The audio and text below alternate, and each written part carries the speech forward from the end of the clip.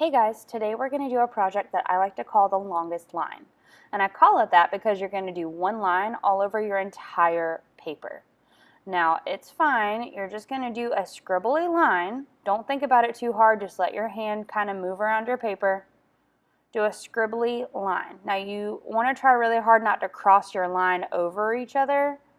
Try to space it out like I'm doing, but it's one line all over your whole paper, however you can manage to do it. When you're done with pencil, then you get to trace it. Don't kill me, it's going to be fine, I promise. Just do your best to trace over what you drew. If you mess up or miss some spaces, it's fine because we're going to erase our pencil marks later and nobody will ever know. So make sure you trace your entire line all over your paper. And when you're done, we're going to take our pencil again and we're going to draw 3 shapes, at least 3 shapes. Now I had extra room, so I drew 5. Then you're going to take your Sharpie and you're going to trace over those shapes as well.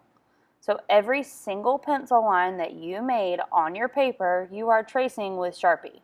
If you don't and you go to erase your pencil later, you're going to have a line missing and it's not going to do what it needs to do. So make sure you're tracing every single pencil line that you see. Now that we're done tracing, we're going to take our big eraser and we're going to erase every pencil line that we can see. If there's spaces where your Sharpie didn't quite meet up with your pencil, or if there's spaces where you didn't like what your pencil was doing and you changed it with your Sharpie or your marker, anywhere where you see pencil, you're erasing it. And this can be a little tedious because you're having to go over your entire paper, but it's going to look really nice when it's finished and you don't see any pencil marks. It's only the black lines that you made. So we only want to see that beautiful bold black mark that shows the lines that you drew. We don't want to see any of the pencil. The pencil was practice, the black is for the final artwork. And when you're doing all of this erasing, it makes this gross eraser dust, and you don't want that on your table. So what you're going to do is you're going to pick your paper up, you're going to take it to a trash can or use mine, and you're going to shake your paper over the trash can to get that dust off. Now sometimes when you use an eraser over your whole paper, there's still dust on there. So sometimes you kind of have to rub your paper to loosen that dust up and then go back to the trash can and shake the rest of the dust off. Then we're ready to color. So we're going to be using colored pencils or crayons, or both, to color inside the shape. We made new shapes inside of the shapes we drew. So you can use a bunch of different colors of colored pencils to color inside, or if you don't have as many colors, you can use a mixture of crayons and colored pencils, totally fine. But each shape is going to be a different color. So I'm going to start with my red in the heart. I'm going to take a colored pencil and I am going to use the 5 colors inside of that shape. I'm using my color pencil to stay inside that new shape that I created. Every time I hit a line, I stop. So I'm filling in that one shape within a shape with that one type of red. Then I'm going to put my pencil down. I'm going to pick up a crayon. Now this looks a little purpley, but it's okay because purple and red are next to each other on the color wheel, so it's okay if they're together in the shape because that's a little bit more red than purple. So every single time you're coloring in a shape, make sure that you're choosing a different type of red. You don't want 2 of the same types of color right next to each other because then it doesn't look as cool. You want to spread your colors out. So I'm coloring in this little spot up here.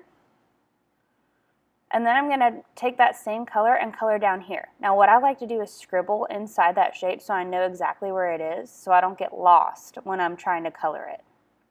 And it's a big shape, so I know that I'm following that scribble that I made when I'm coloring nice and neatly. So I only have these 5 colors, but I'm able to use them in a way that still fills up the shape without them being next to each other. Because I did this red in the very top corner and now I'm doing this color down here and they're away from each other and it's still coloring it in really nicely. So I'm done with that. I'm going to move on, and I'm going to use the same color pencil I used first, but I'm not pressing very hard, so it makes a very light red instead of a dark red. You can also make more colors by using different types of pressure, how hard you press on the crayon or color pencil. I'm doing the same thing here with my red crayon. I'm not pressing down very hard, so it's still red, but it's a different type of red than what I've used before. Last one. Coloring it in.